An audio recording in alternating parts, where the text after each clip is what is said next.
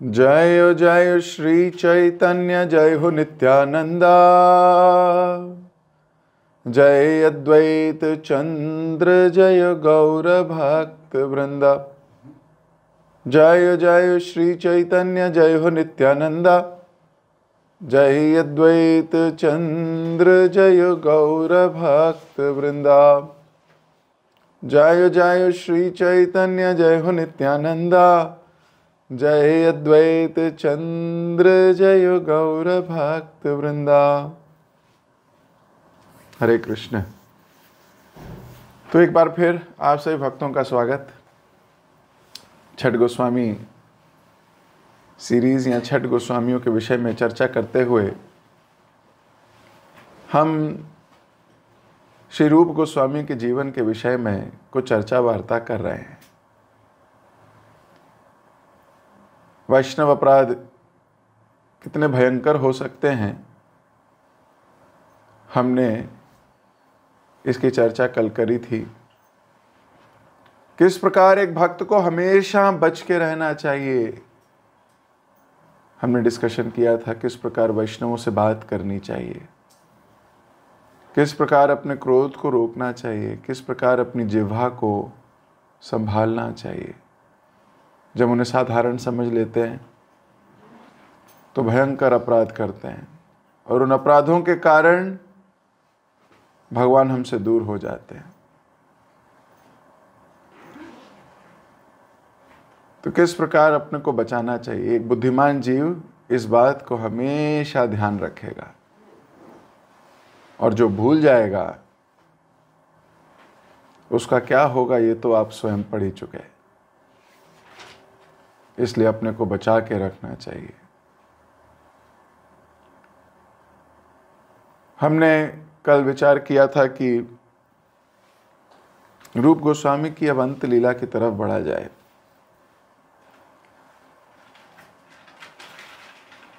लेकिन ये विचार मैंने छोड़ दिया है।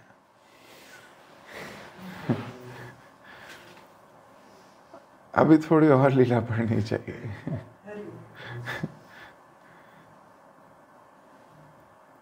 तो आपको एक और है लीला, ऐसे हजारों लाखों लीलाएं वर्णित हैं हमारे शास्त्रों में। अगर हम श्री रूप गोस्वामी के विषय में पढ़ने लगे तो 6-7 महीने हो सकता है निकल जाए। इतना भक्तों ने रूप गोस्वामी जी के विषय में लिखा है। हमने तो चुन चुन के कुछ कुछ लीलाएं पढ़ी। तो एक बार, ये तकरीबन 1516 की बात है, चैतन्य महाप्रभु की रोमांचपूर्ण वृंदावन यात्रा के 1 वर्ष के उपरांत रूप गोस्वामी और सनातन गोस्वामी भगवान श्री कृष्ण की दिव्य लीला स्थली पर तो थे ही, ये वृंदावन में वास कर ही रहे थे। भगवान चैतन्य ने उन दोनों को वृंदावन में भगवान कृष्ण की लीला स्थलियों की खोजने का आदेश दिया हुआ था। उन विग्रहों को, उन लीला स्थलियों को जो हजारों वर्ष पूर्व छुप चुकी हैं, गायब हो चुकी हैं। ये दोनों भाई भ्रमण करते हुए अत्यंत तपोमय जीवन व्यतीत कर रहे थे। प्रत्येक रात्रि किसी विभिन्न वृक्ष के नीचे बिताया करते थे। हर रोज एक नया वृक्ष, ताकि वृक्ष से भी आसक्ति ना हो। हमें तो अपने कमरों से भी आसक्ति हो जाती है। एक घर के दूसरे कमरे में आपको सुला दिया जाए तो आप कहोगे नींद नहीं आ रही। मुझे अपने बेड पे ही नींद आती है। ये तो हमारा हाल है। और भक्तगण ऐसे होते हैं, देखिए, प्रत्येक वृक्ष के नीचे कभी किसी, कभी किसी, कभी किसी। महाप्रभु की आज्ञा है तो बस आज्ञा है, फिर अपने मन से कुछ नहीं होता। हम तो किसी को मान लो आज्ञा मिल जाए, कोई हमारे मन की ना हो रही हो, हम तो गुस्से में इधर तोड़े उधर तोड़े, न कहाँ को दिखाएं गुस्सा। ये जीव है। लेकिन जो शुद्ध भक्त है वो हमेशा नाचता है, हमेशा नाचता है। तो बाहरी रूप से सनातन और रूप विभिन्न निकुंजों में, सरोवरों में, गुफाओं में, जल मार्गों में, पहाड़ियों में, वनों में, नदियों में, उद्यानों में खोज करते रहते थे निरंतर। पूछते थे कहाँ, खोजते थे कहाँ भगवान चला करते थे, किस रास्ते से जाया करते थे, कहाँ प्रेम संग स्वच्छंद क्रीड़ाएं हुई हैं। तो वास्तव में दोनों, रूप मंजरी और लवंग मंजरी दोनों हैं। अब आंतरिक रूप से तो सब जगह देखी हुई हैं, पहले आए हैं, पता है कहाँ क्या हो रहा है। लेकिन उसी स्वभाव में, उसी मूड में, दासियों जैसे मूड में भ्रमण कर रहे हैं, ढूंढ रहे हैं।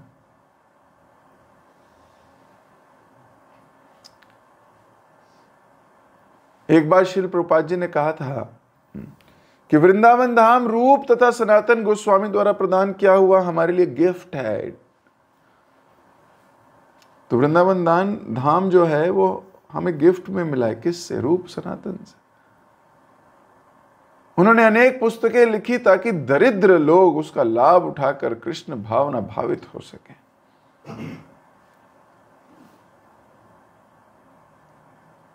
अपनी निरंतर यात्रा के बावजूद गोस्वामी चुनिंदा कृष्ण लीला स्थलियों पर अल्पकाल, थोड़ी देर के लिए वास किया करते थे। श्री रूप तो टेर कदम, जो कि नंदग्राम के पास है, बरसाना, राधा कुंड तथा सेवा कुंज में भजन किया करते थे।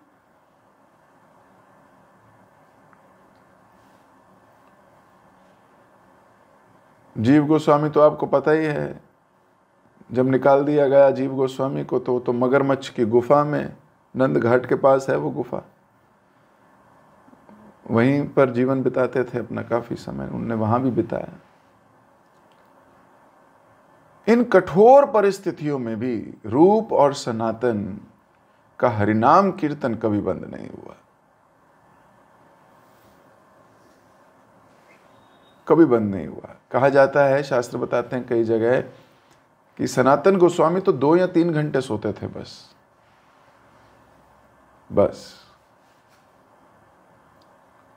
और मजे की बात समझिए कि 2-3 घंटे सोते थे पर चिड़चिड़े नहीं होते थे।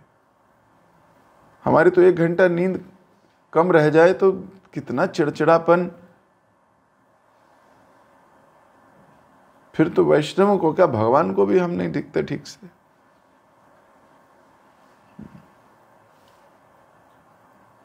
अब तकरीबन 1535 में जीव गोस्वामी भी है ना आ चुके थे इनकी शरण में, रूप गोस्वामी की शरण ले चुके थे। तो सनातन गोस्वामी, रघुनाथ दास गोस्वामी, रघुनाथ भट्ट गोस्वामी, गोपाल भट्ट गोस्वामी, कृष्णदास कविराज, प्रबोधानंद सरस्वती, काशेश्वर पंडित, ये सब वहां मौजूद थे तब जब जीव गोस्वामी आए। बहुत उनका स्वागत किया गया। जीव गोस्वामी ने अपनी बड़ी छोटी छोटी सेवाओं से प्रभावित किया सारे वैष्णवों को, बड़ी छोटी छोटी सेवाओं से। गोस्वामियों के चरण धोना, वो जिस पेपर पे लिखते थे वो पत्ते इकट्ठे करना, उसकी वो इंक बनाना, खाना पकाना, उन सबको खाना देना, उनके हाथ धुलवाना खाने के बाद। बहुत सिंपल सेवाएं करते थे जीव गोस्वामी।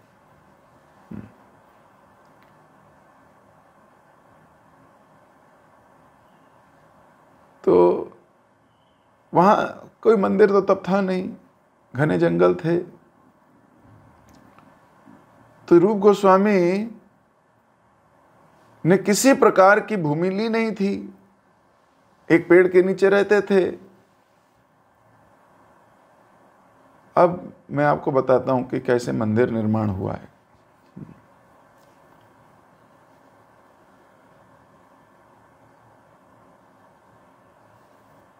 अब इन्होंने रूप गोस्वामी ने ये मंदिर की जगह खरीदी है ना?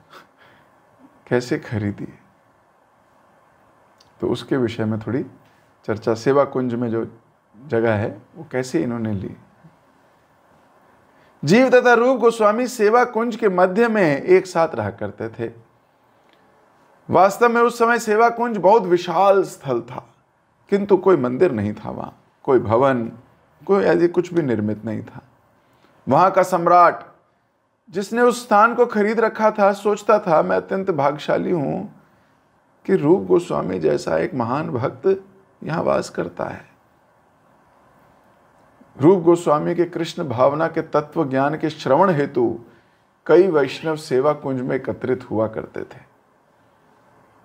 गोस्वामियों के कुछ सहवासी प्रसिद्ध व्यक्तित्व के थे, जैसे कि लोकनाथ गोस्वामी, सुबुद्धि राय, राघव पंडित, उद्धव दास, गोपाल दास। श्री साधन दीपिका नामक एक ग्रंथ में निर्दिष्ट है कि श्री रूप गोस्वामी के में कई कौशल थे, स्किल थे, बहुत स्किल थे। वे अर्च विग्रहों का निर्माण कर सकते थे, वे चित्रकला में निपुण थे, वे ज्योतिष विद्या तथा गणित में दक्ष थे। उनकी संस्कृत, पारसी, बंगाली सारी भाषाओं में वाक्पटुता थी। साथ ही विख्यात गौड़ीय वैष्णव दर्शन तथा विद्वान तो वो थे ही, और सभी संप्रदायों में बड़े प्रसिद्ध भी। सन 1542 में कार्तिक के महीने में श्री रूप गोस्वामी ने श्री जीव गोस्वामी की एक अर्च विग्रह की इच्छा को जाना और उन्हें छोटा सा दामोदर जी का विग्रह स्वयं बनाकर उनको दिया। तो लगभग 8 इंच ऊंचे खड़े हुए भगवान दामोदर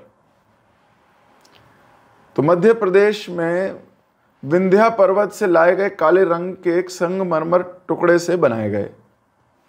तो वहां से टुकड़ा लाया गया। जो डीटीज बनते हैं वो ऐसे नहीं बनते, बड़ी मुश्किल से बनते हैं। बड़ा ध्यान रखना पड़ता है कौन से पत्थर को यूज किया जाएगा, कौन सा संगमरमर होगा, कैसा होना चाहिए। तो इन्होंने सोचा मेरे शिष्य जीव गोस्वामी की बड़ी इच्छा है भगवान के विग्रह होने की, तो इन्होंने खुद अपने हाथ से वो विग्रह लाए।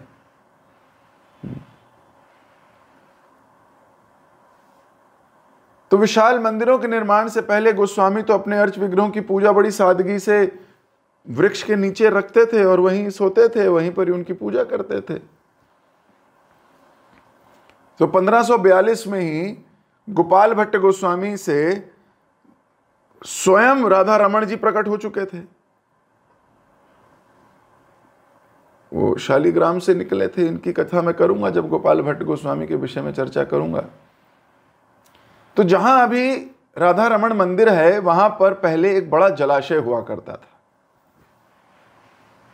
यमुना नदी से जुड़ा हुआ भी था, बीच में से जुड़ा हुआ है यमुना से। 2 सदियों तक वह राधा रमण जी की पूजा अर्चना वृक्ष में ही किया करते थे तथा रात्रि में उन्हें जलाशय के मध्य में लंगर से बांधकर नाव में डाल देते थे। सोचिए, बांध के लंगर से। वे पहरेदार को धनुष एवं बाण देकर उनकी सुरक्षा में खड़ा रखते थे। एक पहरेदार खड़ा होता था, उनके बाण ग्रह निर्मित विष में डूबे होते थे। और बाण भी ऐसे नहीं है, घर में बनाया हुआ विष। और यदि कोई राधा रमण के विग्रह को चुराने आता तो यद्यपि वह बाण केवल उसे छू भी लेता तो वह गिर सकता था।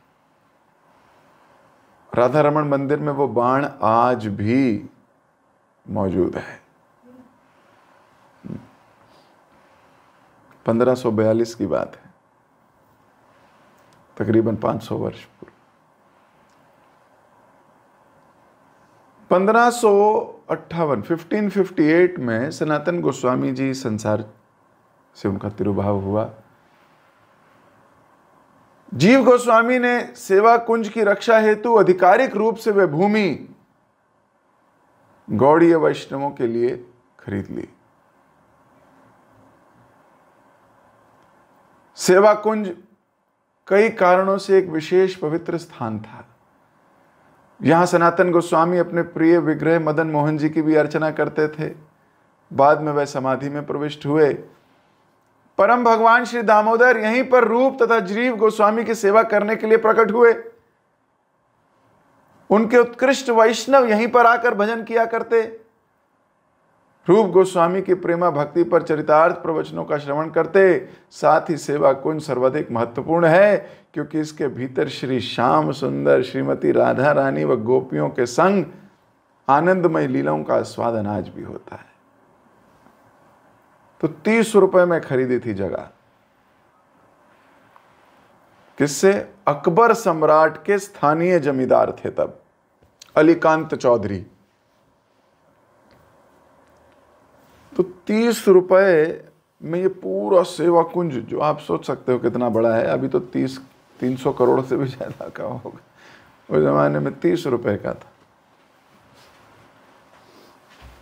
तो जीव गोस्वामी ने ये पूरा जगह को खरीद लिया।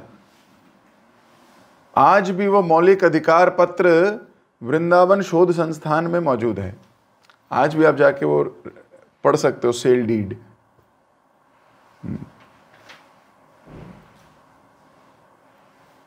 तो सीमाएं निश्चित की गई थी पेड़ों से, तब पेड़ों से सीमाएं निश्चित की जाती थी। ये वाला पेड़, ये पेड़, ये पेड़, ये पेड़, ये पेड़, इसके इधर का एरिया हम, इधर, उधर का एरिया किसी का।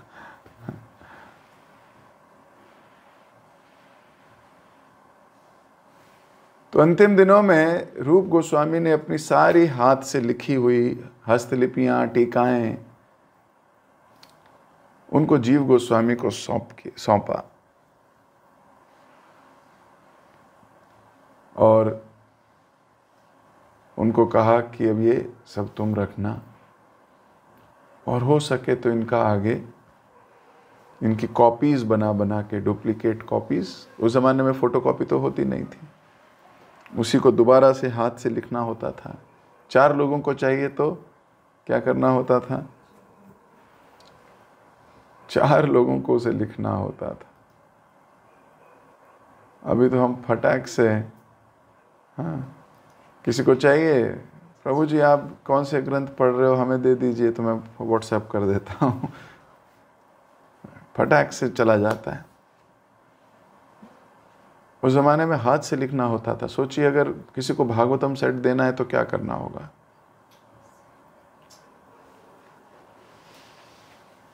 लोग वैष्णवों का इतना आदर किया करते थे, इतना प्रेम होता था कि एक वैष्णव दूसरे वैष्णव से किताब मांगता था तो उसे लिख के देते थे 1 लाख श्लोक। अभी तो अपनी किताब देते हुए टेंशन हो जाती है लोगों को, इतने गिर गए हैं।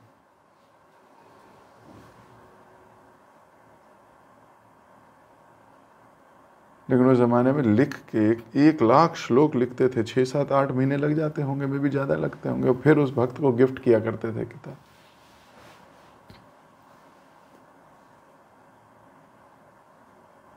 अभी कितना गिर गया है कॉन्शियसनेस आदमी का। एक्चुअली में वो वैष्णवों को वैष्णव देखता ही नहीं है, समस्या ये है। वो आँख ही नहीं है जिससे वैष्णवों को पहचाना जा सके, क्योंकि दुनिया को ऐसे डील करते हैं तो वैसे वैष्णवों को भी डील करने लगते हैं। अभी वो ज्ञान चक्षु खुले ही नहीं है, अभी वो दिखने का विचार ही नहीं है। क्यों क्यों क्यों विचार नहीं? क्योंकि उनके कार्यकलाप भी हमारे जैसे दिखते हैं, हमारे जैसी हार्ड मास के हैं, उनको भी दर्द होता है, वो भी वही खाते हैं जो हम खाते हैं, वो भी वैसी भाषा यूज़ करते हैं जैसी हम भाषा यूज़ करते हैं। हमें लगता है हमारे जैसे हैं, और यहाँ हमें लगता है हमारे से नीचे हैं, हम श्रेष्ठ हैं। ये हमारी समस्याएं हैं।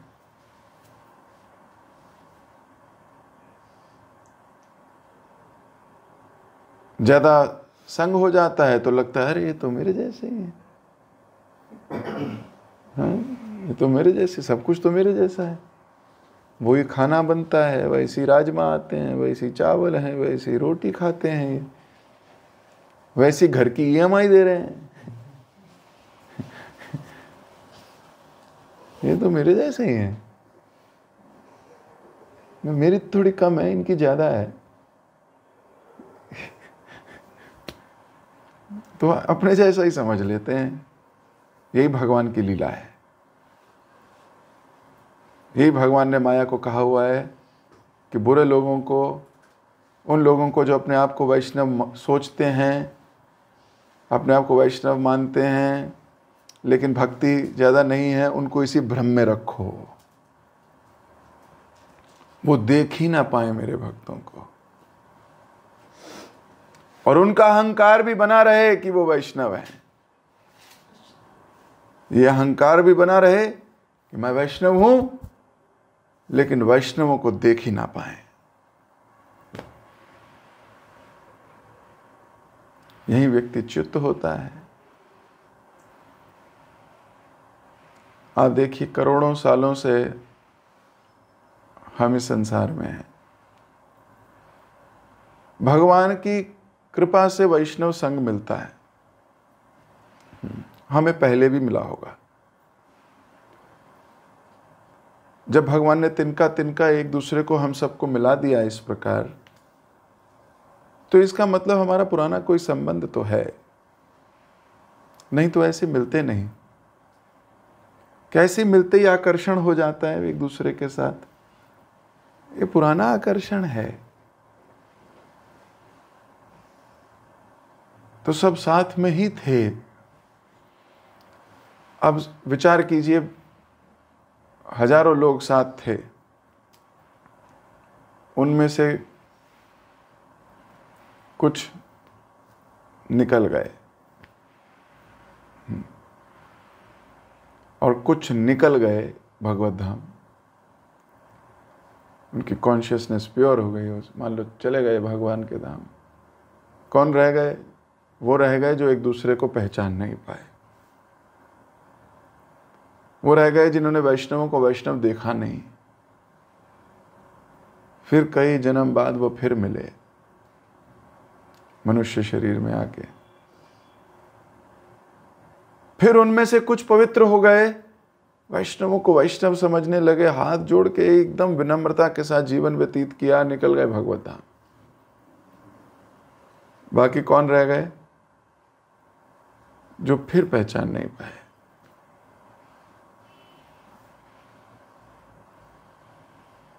जो फिर पहचान नहीं पाए, वो फिर फंस गए इसी संसार के माया जाल में। मैं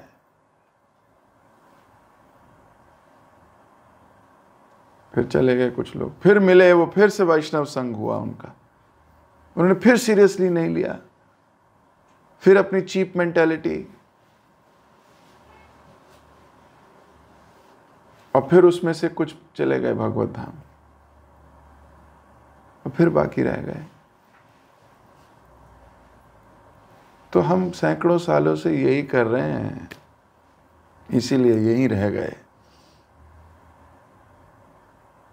लेकिन अब की बार नहीं,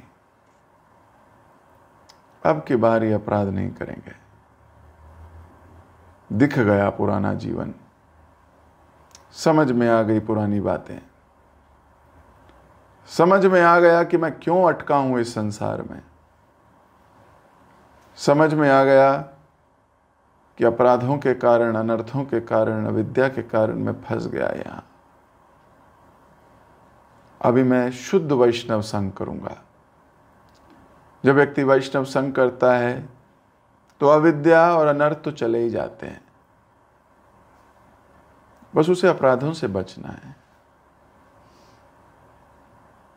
अपराधों से बचना है, अपनी वाणी को रोकना है। जब कोई बात निकलने लगे तो सोचना है कि मैं किसको कह रही हूं। केवल अपने आप को राइट प्रूव करने के लिए मैं किसको रॉन्ग कह रही हूं।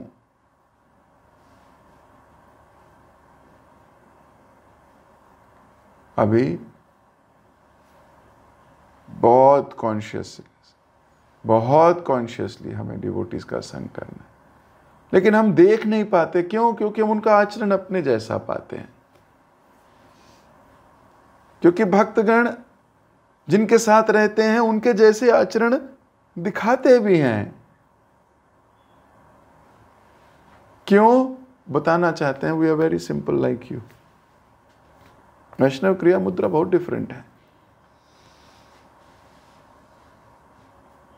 वास्तविकता तो उनके हृदय में चलती है, भक्ति तो हृदय की बात है। बाहरी रूप से तो सारे लोग एक जैसे प्रतीत होते हैं, सारे 16 माला करते हैं, सारे तिलक लगाते हैं, सारे सेवा करते हैं, लेकिन हृदय में क्या चल रहा है, वो भक्ति को, वो भगवान के साथ उसका संबंध वहीं से गहरा है। हृदय में क्या चल रहा है और अपने समय को कैसे सदुपयोग करता है वो व्यक्ति। थोड़ा सा भी समय है उसमें क्या कर रहा है, वो शास्त्र पढ़ रहा है, लेक्चर सुन रहा है, वो अपनी कॉन्शियसनेस को बढ़ाने का प्रयास कर रहा है निरंतर। ये उसका इंटरेस्ट बना हुआ है, इसलिए वो श्रेष्ठ है। इसलिए वैष्णवों को देखने का जो नजरिया है वो हमें बदलना होगा। उनके कार्यकलाप हमारे जैसे ही दिखेंगे, लेकिन वो हमारे जैसे नहीं है, हमारे जैसे नहीं है। हम अपराध ही इसलिए करते हैं क्योंकि हम उन्हें अपने जैसा ही अपने से नीचा मान लेते हैं।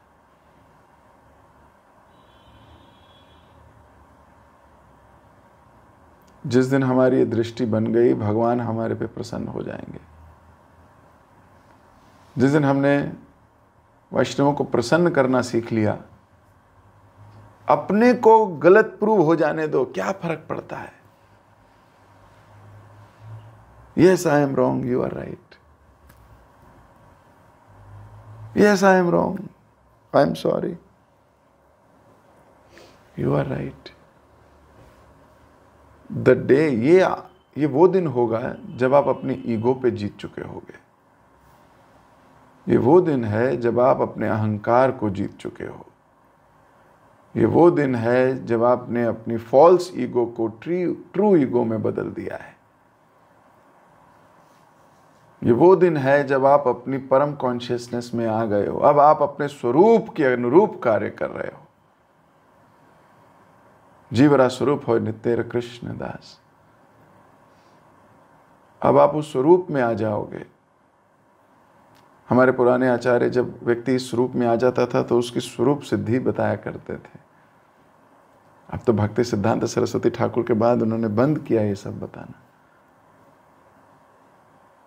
लेकिन विचार करो, ये हमारा असली स्वरूप है, विनम्रता का। वैष्णव जनों को देख के समझना, उनके कार्यकलापों से, उनकी गतिविधियों से, उनके इंटेंट को समझने का केवल अनुमान लगाया जा सकता है, जबकि वो कहीं और बहुत पीछे हो सकता है, बहुत गहरा। हम केवल उतना ही सोच सकते हैं जहां तक हमारी सोच जाती है, या जहां तक हमारा एक्सपीरियंस जाता है। तो क्या हम माने कि हमारा एक्सपीरियंस बहुत है? क्या हम माने कि हम भक्ति की तह तक जा चुके? नहीं। तो फिर हम अपने गलत एक्सपीरियंस से दुनिया को या भक्तों को क्यों नापने लगते हैं?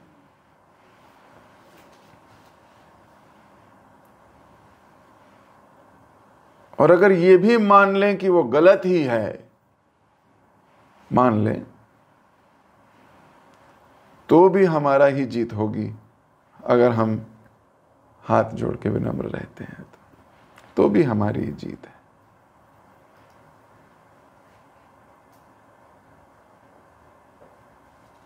तो रूप गोस्वामी, ऐसा लगेगा, प्रतीत हो सकता है कि ये तो वैसी पेन से क्यों लिख रहे हैं, वो तो इतने भक्त हैं, ऐसी आंख बंद करें तो लिखना अपने आप शुरू हो जाए। किताब अपने आप बन जानी चाहिए थी, ग्रंथ अपने चमत्कार होने चाहिए थे। रूप मंजरी है, इतनी मेहनत करनी पड़ती है इनको भी। हाँ, भक्त हैं, भक्त का जीवन परिश्रम से भरा होता है। प्रभुपाद जी का जीवन परिश्रम से भरा हुआ है। तो कई बार लोग ये भी सोचते हैं, प्रभु जी अगर चैतन्य महाप्रभु भगवान हैं तो इतना कष्ट क्यों दिया रूप गोस्वामी को, पहले ही बताते यहाँ से लेफ्ट लेना वो मिलेगा, राइट लेना ये मिलेगा, 4 कदम आगे जाना ये मिलेगा, और घबराना नहीं, मैं ऊपर से तुम्हारे लिए खीर बताशे है ना, शाही पनीर दाल मखनी सब ऊपर से भेजता रहूँगा, तुम घबराओ नहीं, तुम बस सेवा करते रहो। ऐसी मूर्खतापूर्ण धारणाएं नहीं आनी चाहिए जीव किसी व्यक्ति को। भगवान अपने भक्तों को बहुत परिश्रम करवाते हैं। क्यों? वो निखरते हैं और भी। जब भक्त इतना परिश्रम कर रहा होता है तो उसको आनंद आ रहा होता है। तोमार सेवाय दुख यदि हो, एहि तो परम सुखे। आपकी सेवा में अगर दुख हो रहा है, कष्ट हो रहा है, हे गुरुदेव, यही तो परम सुख है। अब नॉर्मल व्यक्ति को लगेगा इतना कष्ट भोग रहा है, लेकिन उस व्यक्ति से पूछो ना उसकी कॉन्शियसनेस से, वो तो कह रहा है यही तो परम सुख है, यही तो परम सुख है, यही सुख है। और रॉन्ग कॉन्शियसनेस का व्यक्ति वो कहेगा यही तो दुख है, यही तो कष्ट है। और सही कॉन्शियसनेस का व्यक्ति कहेगा यही तो सुख है। उसको आज्ञा पालन करने में सुख मिलेगा। और जो कामी है, लस्टी है, जो इंद्रिय तृप्ति जिसको बहुत कूट कूट के भरी है, उसको गुरु की आज्ञा कोई आएगी, उसे पालन करने में उसे कष्ट होगा। मेरे मन की नहीं हो रही, मुझे भी जाना था, मुझे भी करना था, मुझे भी चाहिए था, उसको कष्ट हो रहा होगा। क्यों? क्योंकि वो कामी है, उसको अपनी इंद्रियों की तुष्टि चाहिए। लेकिन जिसको आज्ञा पालन करनी है उसको तो कष्ट में भी आनंद का अनुभव हो रहा होगा। ये कॉन्शियसनेस ही अलग है। ये कॉन्शियसनेस ही अलग है। तो रूप गोस्वामी इतनी कष्टदायक, इतने मुश्किलात के साथ इन्होंने वृंदावन के हर एक लुप्त तीर्थों की खोज की। सोचिए, अपने हाथों से दामोदर जी का विग्रह भी बनाया है।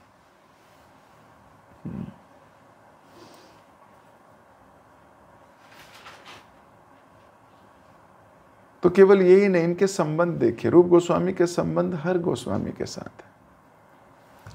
हर एक भक्त इनके लिए बड़ा आनंदित होते हैं ये उनसे मिलने के लिए। क्यों? क्योंकि इनके आदान प्रदान बहुत श्रेष्ठ हैं। वैष्णवों का जो एक सर्वाधिक गुण जो हम सबको मेडिटेट करना है, जो हमें अपनाना है, वो है वैष्णव संबंध का अनुपालन। आपने कितने ग्रंथ पढ़े ये मायने नहीं रखता, आपको कितने भजन याद हैं ये भी मायने नहीं रखता, आपको कितने श्लोक याद हैं ये भी मायने नहीं रखता। आपके वैष्णवों के साथ संबंध कैसे हैं ये बहुत मायने रखता है।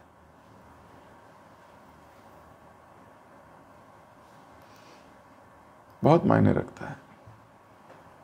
और खास तौर के गुरु कृष्ण के साथ आपका संबंध कैसा है ये तो बहुत अनिवार्य है।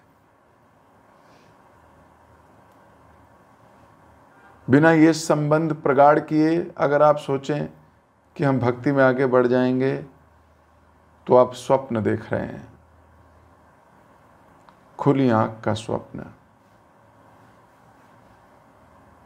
वो सही में आपका परिश्रम श्रम होके रह जाएगा।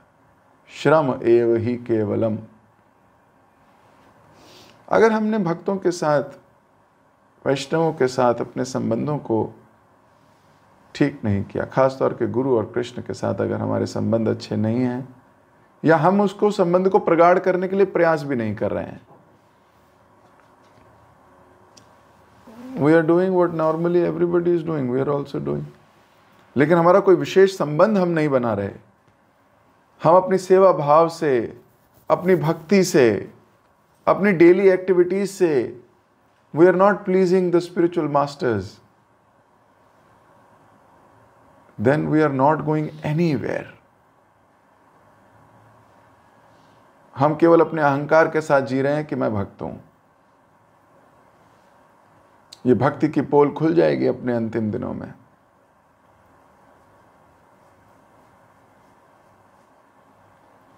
जैसे मान लो एक घर है ना, घर होता है ना 3 BHK, 5 BHK, 10 BHK, 7 BHK, जो भी।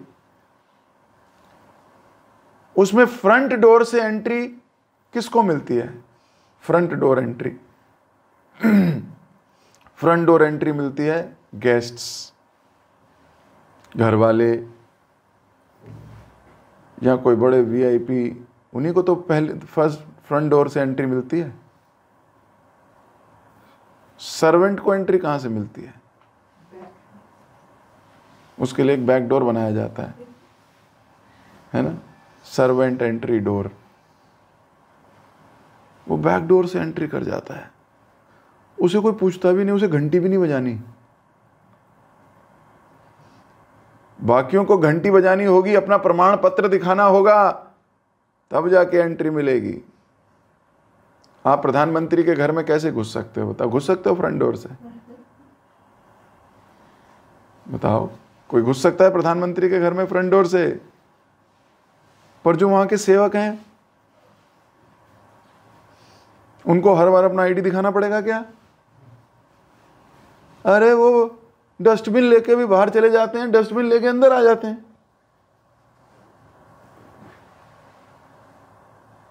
सेवकों को एंट्री फ्री होती है। जो सेवक नहीं है उसको एंट्री फ्री नहीं है, उसको अपना प्रमाण पत्र दिखाना पड़ता है। सच्ची बोल रहा हूं? नहीं। 12 से 4 हमारे मंदिर बंद हो जाते हैं, है ना, बंद हो जाते हैं। पर 12 से 4 जो मंदिर में सेवा करते हैं ना, उनकी एंट्री अलाउ होती है। आप एंट्री करो, आपको बोलेंगे नहीं अभी मंदिर बंद है, बाद में आइए, 4 बजे खुलेगा, तुम दर्शनार्थी हो जाओ। पर वहीं कोई सेवक मंदिर का, चाहे झाड़ू ही लगाता हो वहां, वो जब आता है ना तो दरबान जो है दरवाजा खोल देता है। खोल देता है कि नहीं? हाँ या ना? तो इसका मतलब क्या हुआ? Service is our access pass. Service is our access pass. जो सेवक है उसके पास पास है, वो कभी भी जा सकता है, कभी भी आ सकता है, उसको एंट्री को कोई नहीं रोक सकता। चतुष कुमार रुक सकते हैं, लेकिन भगवान का सेवक नहीं रुक सकता। वो तो चला जाएगा, उसको कोई पूछेगा ही नहीं। इसलिए जब हम सेवक बनते हैं वैष्णवों के, जब हम सेवा करनी शुरू करते हैं सही मूड में, तो हमारी एक्सेस बड़ी इजी हो जाती है, बड़ी इजी हो जाती है। और जहां हम अपने अहंकार में होते हैं, वहां आपको एक्सेस डिनाइड, एक्सेस डिनाइड। तो अगर हम भगवान के उस क्षेत्र में प्रवेश करने की कामना करते हैं, सोचते हैं, भगवान की लीलाओं में प्रविष्ट होने का, भगवान की लीलाएं स्मरण करने का सोचते हैं, तो बिना सेवा अधिकार प्राप्त किए नहीं कर सकते। हम तो तुलसी महारानी से ही प्रार्थना करते हैं, है ना, सेवाधिकार दियो करो निज दासी। अरे सेवा ही तो मांग रहे हैं, क्यों? सेवक को एक्सेस है। भक्त बहुत बुद्धिमान है। तो सेवा अधिकार प्राप्त करने के लिए वैष्णव संबंध बड़े जरूरी हैं। इसलिए समस्त वैष्णवों से हमारे अच्छे संबंध होने चाहिए। अब सबसे तो नहीं हो सकते, लेकिन जो कुछ हैं 2, 4, 5, 6 आसपास, उनके साथ तो बड़े मधुर संबंध होने चाहिए। अब मधुर संबंध कैसे होंगे? बिना विनम्रता के संबंध नहीं बन सकते। रिलेशनशिप तब होता है जब व्यक्ति विनम्र होते हैं। इगोइस्टिक लोगों से कोई संबंध नहीं बनाना चाहता। उनकी रिस्पेक्ट दिखाई जा सकती है, लेकिन उनके साथ गहरे रिश्ते नहीं बन सकते। रूप गोस्वामी के संबंध हर एक वैष्णव के साथ हैं। गोपाल भट्ट गोस्वामी, सोचिए, जीव गोस्वामी अपने शिष्य के लिए खुद वो मूर्ति बना के दे रहे हैं। लुक एट द भाव। वो कहेंगे भाई तू शिष्य है, तू मेरी सेवा करेगा यार, मैं तेरी सेवा करूंगा यार। अरे तू बना के ला मेरे लिए। लेकिन कहां पाएंगे ऐसे वैष्णव हम? वो जान रहे हैं कि मेरे शिष्य को बड़ा प्यार है, दामोदर जी से बहुत प्यार है, तो बोले अरे मैं करूंगा इसकी सेवा, मैं लेके आऊंगा इसके लिए विग्रह। ऐसे स्वामी कहां पाओगे आप? बताओ ना, कहां पाओगे ऐसे स्वामी जो अपने शिष्य के लिए मेडिटेट कर रहे हैं कैसे विग्रह होने चाहिए इसके पास। अच्छा, ऐसे होने चाहिए। खुद अपने हाथ से दामोदर जी का बना रहे हैं विग्रह। बना सकते थे, बना रहे हैं। धन्य है ऐसा शिष्य, धन्य है जीव गोस्वामी, जिनसे उनके गुरु इतना प्यार करते हैं। और धन्य है ऐसे गुरु जो अपने शिष्य के लिए अपने हाथों से दामोदर भगवान का विग्रह बना रहे हैं। कहां पाओगे? गौड़ीय संप्रदाय में जुड़कर हम कहां पाएं ऐसे स्वामी और ऐसे दास? धन्य हो गए हम। इसलिए अपने आप को धन्य समझो। हम उसी परंपरा के वंशज हैं, उसी परंपरा के प्राणी हैं, उसी परंपरा के दास हैं। इस परंपरा को आगे ले जाने का अर्थ है परंपरा के मूड को आगे ले जाना। केवल परंपरा की एक्टिविटीज नहीं, परंपरा का मूड कैरी करना है। नहीं तो कर्म कांडी टाइप रह जाएगा, अंत में मूड चला जाएगा। जैसे हम अपने परिवारों में देखते हैं, हर एक के परिवार की कुछ अपनी परंपरा है, जिसको वो बोलते हैं हमारा रिवाज है। जी हमारे घर का तो ये रिवाज है जी। पर उनसे पूछा जाए भाई साहब क्यों रिवाज है, क्या होता है इसका, वो ये ना पूछो, बस जो बोला वो ये, बस यही रिवाज है जी हमारे घर का। तो वो उसके पीछे का उद्देश्य गायब है, रिवाज रह गए। तो ऐसा ना हो कि ये परंपरा बढ़ती जाए पर परंपरा का मूड गायब है, सिर्फ रिवाज रह गए। नहीं, हम क्यों कर रहे हैं छठ गोस्वामी सीरीज? हम क्यों पढ़ते हैं इन आचार्यों के विषय में? ये हमारे आचार्यगण हैं। हम क्यों पढ़ते हैं चैतन्य भागवत, चैतन्य चरितामृत? ताकि इस परंपरा का मूड आगे लेके जाएं। ये हमारा धर्म है। परंपरा की गतिविधियां तो जाएंगी, लेकिन परंपरा का मूड ना चला जाए। हमें वो धर्म ध्वजी नहीं चाहिए जो कर्मकांडी प्रिंसिपल्स को तो आगे ले जाए, लेकिन मूड गायब हो उनमें से। अगर ये मूड परंपरा का अगर हमारे अंदर आ गया तो हम धन्य हैं, हम स्वीकार कर जाएंगे, भगवान को प्रसन्न कर पाएंगे। सो ये ध्यान रखते हैं आप अपने वैष्णव डीलिंग में। हम रूप गोस्वामी, सनातन गोस्वामी इत्यादि से सीखें कि किस प्रकार वैष्णव डीलिंग्स होती हैं, उनका मूड क्या है। इस मूड को स्वीकार करें, क्योंकि अगर आपने मूड स्वीकार नहीं किया तो आप मोड स्वीकार तो करना पड़ेगा। Mode of ignorance, mode of passion स्वीकार करना पड़ेगा।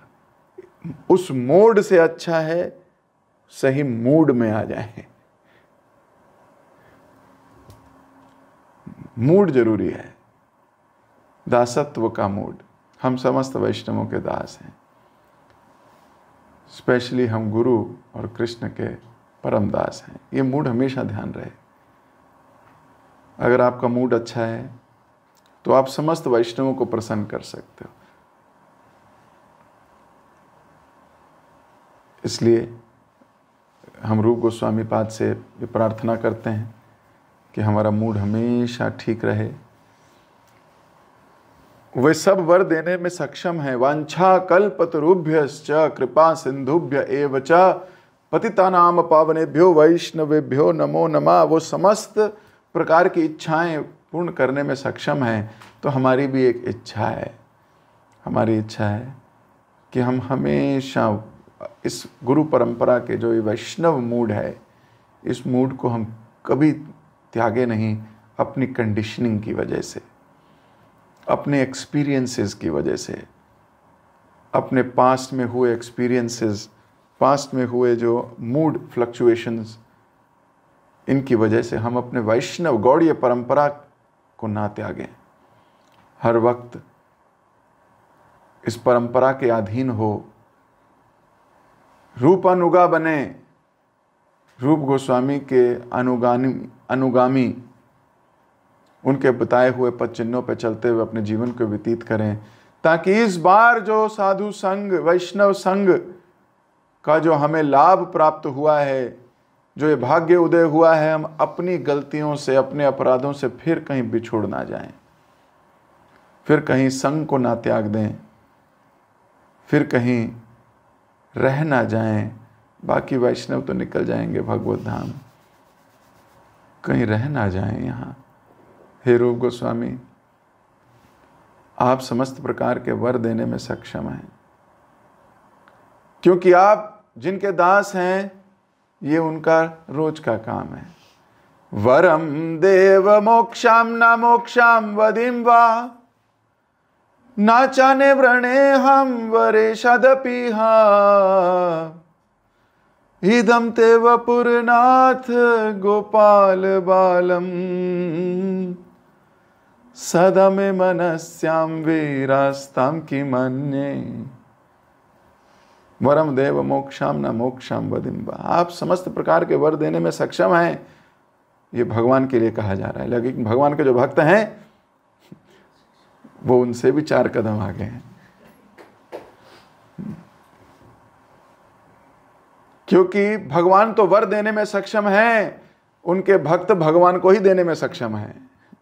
बोले एक एक ले लो, एक कृष्ण तुम्हारे, एक कृष्ण तुम्हारे, एक कृष्ण तुम्हारे, अब कराते रहो जो कराना है। ये कृष्ण नहीं कर सकते, ये उनके भक्त कर सकते हैं। तो कृष्ण भक्तों की प्रॉपर्टी है, निज प्रॉपर्टी। वो चाहे किसी के नाम रजिस्ट्री करवा दें, तो कृष्ण भक्तों की निज प्रॉपर्टी है। इसलिए हे रूप गोस्वामी, आप श्रेष्ठ हैं, आप कृष्ण को ही दे सकते हो हमें। आप सर्वप्रथम, अगर आपको हम पे कोई वर देना है, अगर आप हमारी इतनी सी भक्ति से भी प्रसन्न हैं, तो हमें यही वर दीजिए कि हम वैष्णवों की सेवा जीवन पर्यंत कर सकें। जब प्रहलाद महाराज के समक्ष भगवान प्रकट हुए थे तो भगवान ने कहा वर मांगो।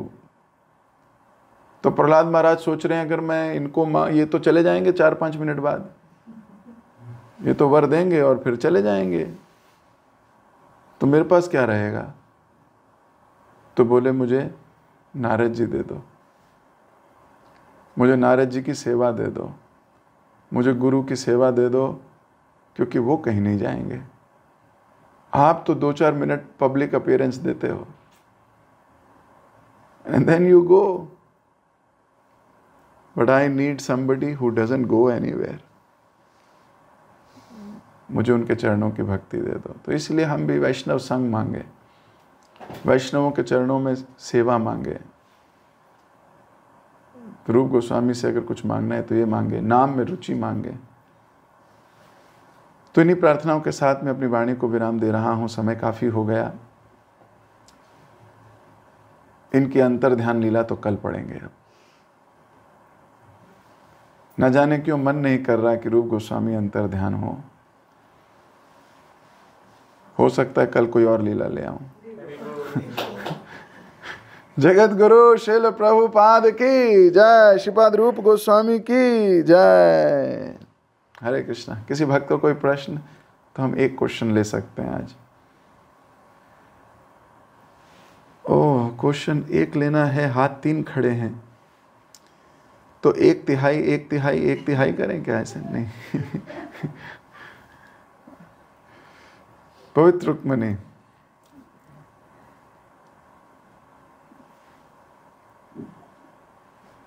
हरे कृष्णा प्रभु जी, धन्यवाद, प्रणाम। Thank you for the beautiful lecture. प्रभु जी, हम हमेशा फोकस करते हैं, आज भी आपने लेक्चर में बताया कि हमें वैष्णव संबंध प्रगाढ़ बनाने हैं और इंटीमेट बनाने हैं और सेवा पे फोकस करना है। लेकिन जब हम बहुत इंटेंस रिलेशन बनाते हैं तो अति परिचय अवज्ञात भी होता है, क्योंकि इट कम्स नेचुरली। जब हम बहुत इंटीमेट होते हैं, बहुत फ्रेंडली हो जाते हैं, तो अवज्ञा भी होती है। तो उस चीज से कैसे बचना चाहिए? Besides having very good relation, उसको कैसे मेंटेन कर सकते हैं कि अवज्ञा? ओके, ठीक उसी प्रकार जैसे माताएं रोटी या सब्जी बनाते हुए आग के साथ रहती हैं। कितना परिचय है आपका अग्नि के साथ? रोज ही पाला पड़ता है, तवा चढ़ाना पड़ता है, कुकर चढ़ाना पड़ता है, सब्जी छोंकनी पड़ती है, रोज है। अति परिचय है आपका आग के साथ, कितना परिचय। लेकिन कैसे आग के साथ कैसे काम करते हो? सावधानी के साथ। आप सावधान होते हो। आपका अति परिचय तो घर में बिजली के साथ भी है,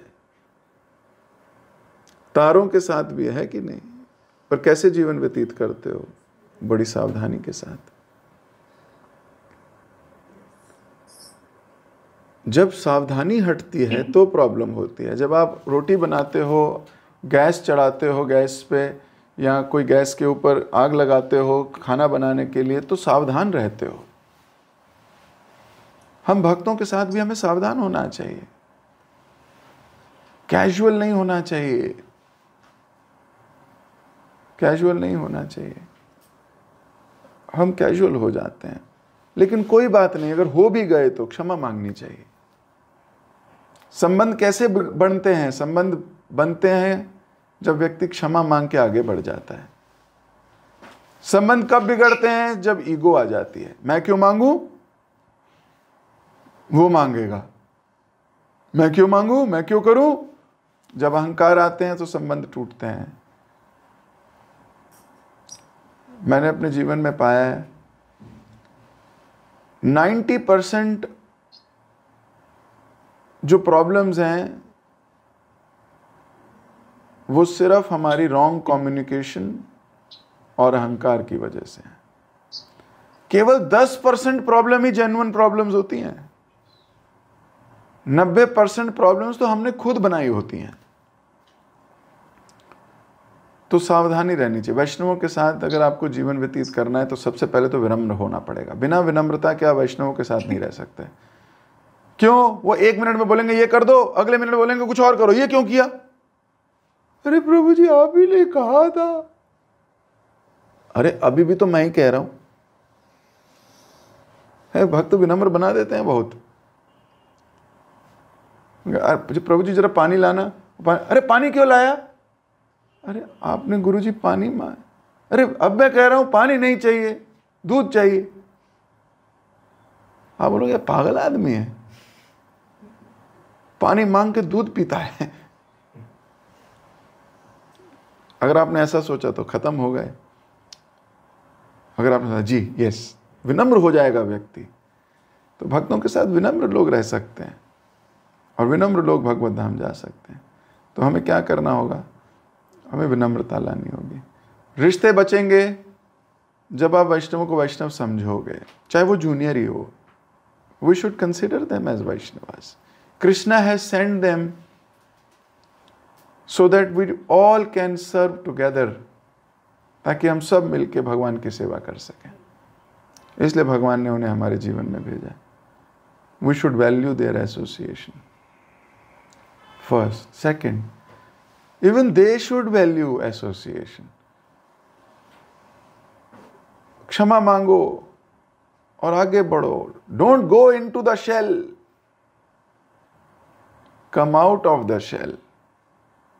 Express करो और आगे बढ़ो। Don't worry. पर माफ करो, है ना। ये क्षमा मांगना और क्षमा करना, ये वैष्णवों का गुण है। संबंध बनेंगे जब आप सैक्रिफाइस करोगे अपनी ईगो को। अदरवाइज वैष्णव रिलेशनशिप्स डेंजरस होते हैं अगर आप सतर्क नहीं हैं। आग डेंजरस होगी अगर आप सतर्क नहीं हो। उसके साथ अति परिचय भी अवज्ञा नहीं होगी, और कभी होगी तो आप देखो अपने हाथों पे निशान पड़े होते हैं, छाला पड़ा होता है कभी कहीं, कभी पूछो माता जी क्या हुआ, अरे वो बस थोड़ा जल गया। तो जलोगे अगर असावधान रहोगे। इसलिए वैष्णवों के साथ सतर्क रहो, प्यार से जैसे हाथ जोड़ के बात करो। That is how it is. और भक्त बड़ा क्षमाशील होता है। कोई क्षमा मांगे तो तुरंत कहता है अरे छोड़ो, मिट्टी पाओ आगे बढ़ो। ठीक है, भगवान ने हमें किसी मिशन में जोड़ा है, आपसी तर्क वितर्क में नहीं जोड़ा है। हम आपसी राइट रॉन्ग के चक्कर में बड़ा मिशन ना भूल जाएं। बड़ा मिशन है भगवत धाम जाना। कौन सही कौन गलत इन चक्करों में नहीं पड़ना हमको। हम तो सेवक हैं, सेवा करते रहेंगे। That's it. ठीक है।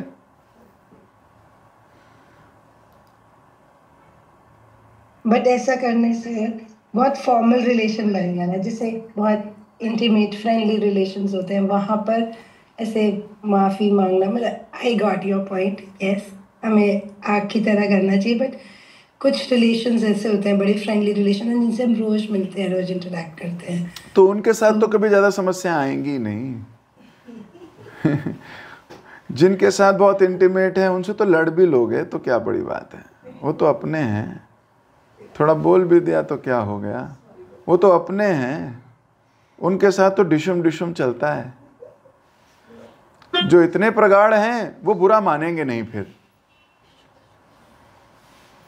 जो इतने प्रगाढ़ हैं उनके साथ कोई बड़ी बात नहीं है। उनको तो आप टांग भी खींचोगे तो कोई बात नहीं। वैष्णव जन तो मजे मस्ती भी करेंगे, मौज मस्ती भी होगी, लड़ाई भी होगी, फिर मिल जाएंगे। इसमें क्या है। ठीक है। Then don't take it seriously. हास परिहास में बातों को टालना आना चाहिए। हमें सीखना चाहिए कई भक्तों से, है ना। वो हास परिहास हंसते खेलते टाल के चले जाएंगे बड़ी बड़ी बातों को भी। तो फिर इतना बड़ा दिल रखना चाहिए। जो करीबी लोग हैं उनके साथ तो आप कुछ भी कर सकते हो। लड़ाई भी होगी तो क्या हो गया। क्योंकि आपने ये भी बोला था कि जब अभी 2-3 दिन पहले लेक्चर में कि जहाँ प्रेम होता है वहाँ मर्यादा को क्रॉस करते हैं। तो मर्यादा क्रॉस करेंगे तो अति परिचय अज्ञात हो जाएगा। इसे डायलेमा में रहता है। तो जहाँ प्रगाढ़ प्रेम होता है, ये बोला था आपने लेक्चर में कि वहाँ मर्यादा को क्रॉस करते हैं। और ऐसे बहुत सारे एग्जाम्पल्स दिए हैं हमारे प्रभुपाद के जो फॉलोअर्स के साथ। करेक्ट। नहीं तो वो थोड़ी देर के लिए लड़ेंगे फिर एक हो जाएंगे, इसमें क्या है। अरे ये रस भी तो चाहिए, लड़ाई का रस, ये प्रेम का रस ही थोड़ी चाहिए। अब रिश्तों में सारे रस होने चाहिए। भय रस भी होना चाहिए, प्रेम रस भी होना चाहिए। तो सारे रस हैं। तो यही भक्तों की जिंदगी है। सही है, कभी ये भी होगा। ठीक है। एंजॉय इवन दिस रस। लेकिन बात हुई थी एक प्रश्न की 3 तो तुम्ही ने पूछ लिए पवित्र रुक्मणी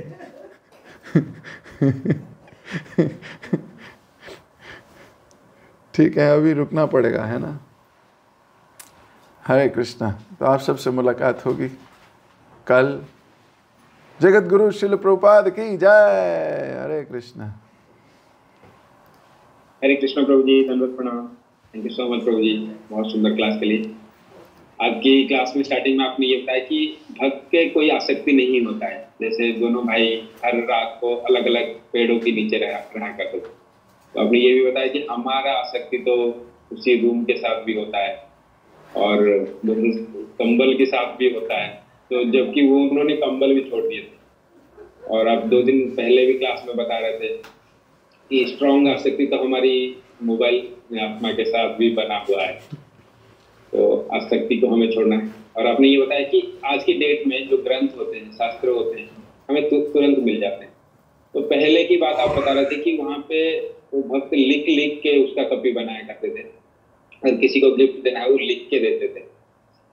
और आपने हमें बताया कि कुछ भक्त के बारे में, जैसे जिनका प्रेम नहीं होता है, वो गलत फहमी में रहता है कि वो वैष्णव है, वो दूसरों को वैष्णव नहीं समझते हैं, तो इसलिए वो यहीं पर पड़े रहते हैं। जो मैं करेगा तो वो यहीं पर रह जाएगा, और जो वैष्णव संग सेवा प्रेम से करेगा, दूसरों को वैष्णव समझेगा, वो भगवत धाम जा सकता है। और आपने ये भी बताया कि जो वैष्णव संग करते हैं उनका अनर्थ अविद्या तो ऐसे ही चले जाता है, तो उनको थोड़ा अपराध से बचना चाहिए।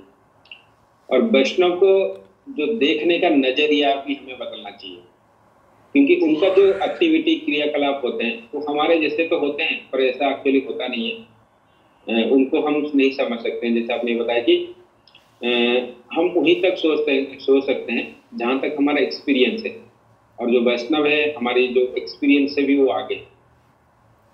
और आपने बताया कि रूप गोस्वामी का सारे गोस्वामी के साथ बहुत अच्छे संबंध, क्योंकि उनका आदान प्रदान बहुत स्ट्रॉन्ग था। तो हमें भी यही कोशिश करना चाहिए, सारे वैष्णवों के साथ, गुरु के साथ, कृष्ण के साथ संबंध कैसे अच्छा हो, उस पर हमें विचार करना चाहिए। अगर संबंध ठीक नहीं है तो हम गुरु और कृष्ण को प्रसन्न नहीं कर पाएंगे, तो यहीं रह जाए। और आपने सेवक के बारे में बताया, सेवक के लिए एंट्री फ्री होता है।